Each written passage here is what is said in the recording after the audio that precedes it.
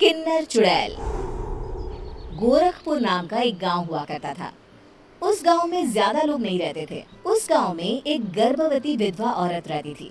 उस औरत का नाम कमला था। कमला अपने घर में अकेली रहती थी।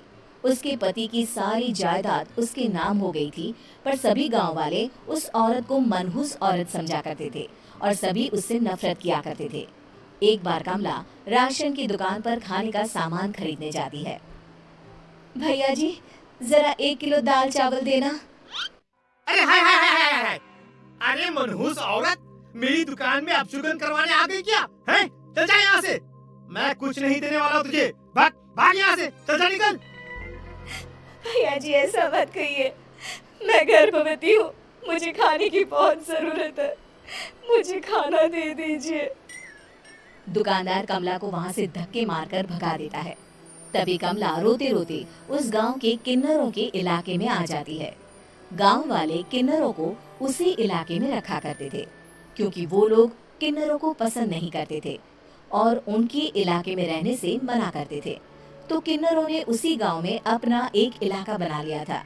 जब किन्नर लोग देखते हैं कि एक गर्भवती महिला रोते रोते उनके इलाके में आ गई है, तो सारे किन्नर कमला के पास जाकर उसका हाल पूछने लगते हैं। क्या हुआ बहन, तुम्हारी गर्भवती अवस्था में इतनी बुरी हालत कैसे है? तुम रो क्यों रही हो? तुम डरो मत, हम तुम्हें कोई नुकसान नहीं पहुंचाएंगे। तुम शांत होकर सब बताओ कि हुआ क्या है। मैं कमला हूँ। मैं गांव के दूसरे इलाके से आई हूँ। 2 महीने पहले ही मेरे पति की मौत हुई है। मुझे गांव के लोग मनहूस मानते हैं, क्योंकि मैं विधवा हूँ और गर्भवती भी। वहाँ के लोग मुझे खाने के लिए कुछ बेचने के लिए भी तैयार नहीं, जिससे मेरा गुजारा नहीं हो रहा था। कोई बात नहीं कमला, हम तुम्हारा ख्याल रखेंगे। किन्नर लोग कमला को एक खाली घर में रहने के लिए जगह दे देते हैं और उसकी देखभाल भी करते हैं। कुछ ही महीने बाद कमला अपने बच्चे को जन्म देती है, पर अफसोस, कमला बच्चे को जन्म देते ही अपनी जान गंवा देती है। जब सब किन्नर बच्चे को देखते हैं तो बहुत खुश हो जाते हैं, क्योंकि वो बच्चा भी किन्नर ही था। कमला ने एक किन्नर बच्चे को जन्म दिया था। अब इस बच्चे की देखभाल कौन करेगा? हम तो इस बच्चे को गांव के दूसरे इलाके में भी नहीं भेज सकते। अरे तो क्या हुआ, इस बच्चे की माँ नहीं रही तो हम इसे पालेंगे। अब ये हमारे इलाके में रहेगा, हमारे साथ रहेगा। फिर वो किन्नर उस किन्नर बच्चे को गोद ले लेते हैं, उसका नामकरण कराते हैं। उस किन्नर बच्चे का नाम शक्ति रखा जाता है। देखते ही देखते शक्ति बड़ी होने लगती है। उसके रंग रूप बहुत सुंदर थे। वो बहुत सुंदर किन्नर दिखती है। एक दिन शक्ति एक किन्नर से पूछती है, माँ जी सुनिए ना, ये गांव के दूसरे इलाके में भी तो लोग रहते हैं, तो हम वहाँ क्यों नहीं जाते? हम उनसे अलग क्यों रहते हैं?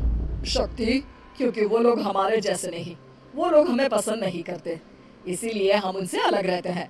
क्यों? वो हमें क्यों पसंद नहीं करते? मुझे एक बार उस इलाके में जाना है। मैं एक बार वहाँ जाकर घूम कर आऊं।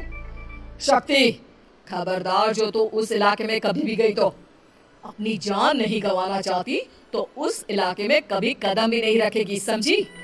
इतना कहकर वो किन्नर वहाँ से चली जाती है। शक्ति उस किन्नर की बात सुनकर बहुत रोती है। माँ जी, ऐसा कैसे कह सकती है? उन्होंने इतनी सी बात के लिए मुझे इतना डांटा। अब तो मैं उस इलाके में जरूर जाऊंगी।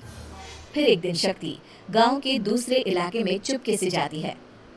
ये लोग तो हमारे जैसे ही इंसान हैं, तो ये हमसे नफरत क्यों करते हैं? जब शक्ति उस इलाके में पहुंचती है तो गांव के सारे आदमी उसके रूप से मोहित हो जाते हैं। वो लोग ये अंदाजा नहीं लगा पाते कि वो किन्नर है। शक्ति की सुंदरता देखकर सारे गांव वाले उसकी तारीफ करने लगते हैं। तभी गांव का चक्कर लगाने गांव के जमींदार का बेटा हर्ष वहां पहुंचता है। हर्ष भी दिखने में बहुत सुंदर होता है। जब हर्ष ने शक्ति को देखा तो वो भी उससे मोहित हो गया, और जब शक्ति की नजर हर्ष पर पड़ी तो वो हर्ष को देखकर मोहित हो गई। आपको पहले कभी इस गांव में देखा नहीं। इस गांव में आप नए हैं क्या?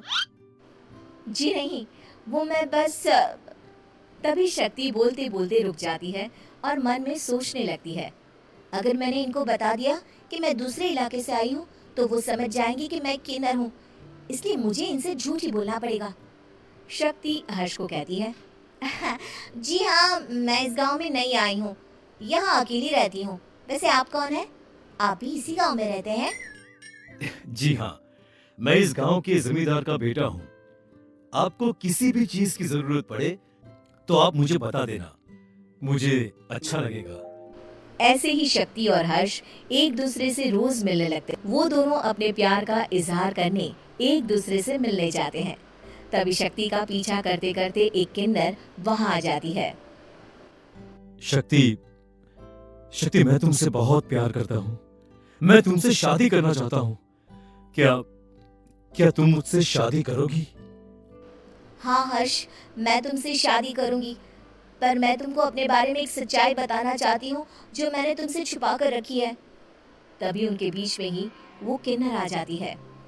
शक्ति, तेरी हिम्मत कैसे हुई ऐसा करने की? वो किन्नर शक्ति को खींचकर गांव के जमींदार के पास ले जाती है। हर्ष भी वहां शक्ति को बचाने के लिए पहुंच जाता है। जमींदार शक्ति और हर्ष के प्यार के बारे में सुनकर गुस्से में आ जाता है और शक्ति को गांव के बाहर निकालने की सजा देता है। शक्ति ये बात सहन नहीं कर पाती और कुएं में कूदकर अपनी जान दे देती है। जमींदार हर्ष की शादी गांव की एक लड़की से करवा देता है, पर हर्ष इस शादी से खुश नहीं होता। शक्ति अपना बदला लेने के लिए मरने के बाद किन्नर चुड़ैल बन जाती है। अब मैं इन गाँव वालों को नहीं छोड़ूंगी, अब इनसे मैं अपने प्यार का बदला लूंगी। किन्नर चुड़ैल गांव वालों को परेशान करना शुरू कर देती है। एक बार वो रात को गांव के खेतों में पहुंच जाती है और वहां आग लगा देती है। सारी फसल जल के राख हो जाती है। जब एक आदमी रात को उठकर देखता है कि खेत में आग लग गई है तो वो वहां पहुंच जाता है। वो देखता है कि खेतों के बीचों बीच एक किन्नर चुड़ैल खड़ी है और वहां खड़े होकर ताली बजा रही है। गांव वाला किन्नर चुड़ैल को देखकर बेहोश हो जाता है। जब सुबह उस आदमी को होश आता है तो वो सीधा जमींदार के पास जाता है। अरे जमींदार साहब, अरे वो किन्नर चुड़ैल ने मेरी सारी फसल चला दी। अब मैं क्या करूंगा? क्या होगा मेरा? जमींदार चुड़ैल किन्नर का नाम सुनते ही सब कुछ समझ जाता है। अब वो बहुत डर जाता है। उसी रात को जब जमींदार डर के मारे अपने कमरे में सो नहीं पाता, तभी वहां अचानक से किन्नर चुड़ैल आ जाती है। किन्नर चुड़ैल जोर जोर से जमींदार के आगे खड़ी होकर हंसने लगती है और ताली बजाने लगती है। जमींदार उस डरावनी किन्नर चुड़ैल को देखकर बहुत डर जाता है। तूने मेरे साथ बहुत बुरा किया, अब मैं तुझे जान से मार दूंगी।